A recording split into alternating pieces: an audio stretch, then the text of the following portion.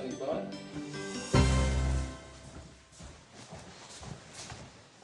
There you go. Thank you. Now, I've had problems with it crashing. Yeah.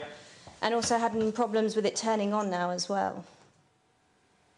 Here we go. I've seen this one before, haven't I? Have you? Yeah. Sure I have. Oh, Mr. Quigley. How you doing? Hi. What's the problem, do you think? I don't know. You're quite a busy lad, aren't you? We've had trouble getting hold of you.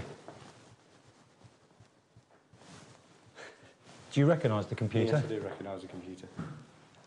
So you're not having a problem... Hold on. Just talk to us, Mr. Quigley. Hold on a minute.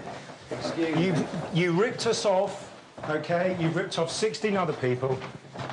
It looks worse if you don't say something. Just explain yourself, Mr. Quigley. Look, you're a bright lad, yeah? So why don't you go straight and earn a bit of respectable money instead of stealing? You nicked our graphics card, power supply, and half the memory.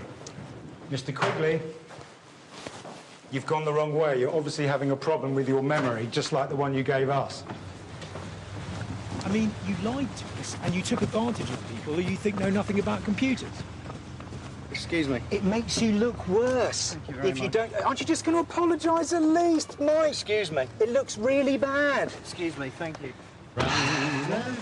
Mike, say something, anything.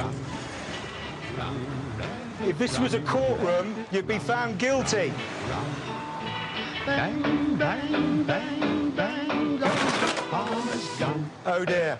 Run, rabbit, run, Oh dear.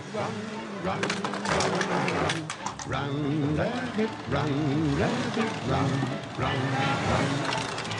Don't give up. Don't you want a bit of your car back? Do you want this bit back? OK. You could afford to repair it with all the money that you've ripped off from other people. Run. Right, well, that was Mike Quigley, the first high-tech con man that we've ever had on House of Horrors, although I suppose it was only a matter of time. He's damaged his car, but then he has done a fair bit of damage to his victims' pockets. Hopefully, we will not see him anywhere near a computer on House of Horrors or anywhere else again.